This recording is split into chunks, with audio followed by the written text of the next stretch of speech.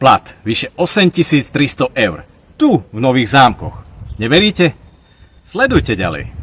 Priatelia, vedeli ste, že tu v Nových Zámkoch máme už platy skoro ako v Bratislave?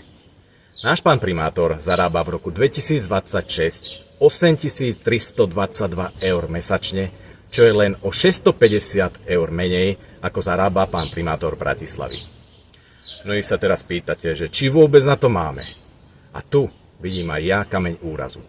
Kým obyvateľ takmer 500 000 Bratislavy sa skladá na plat svojho primátora 22 centov, u nás sa jeden z 36 500 novozámčanov skladá na tento plat takmer 3 eurá. V prípade môjho zvolenia za primátora mesta nepožiadam o žiadne zvýšenie svojho platu. Ušetriť tak môžeme minimálne 40 000 eur. Tieto financie môžeme okamžite použiť napríklad aj na údržbu detských ihrísk, ktoré sú v našom meste dlhodobo zanedbávané a ktoré si zaslúžia našu okamžitú pozornosť.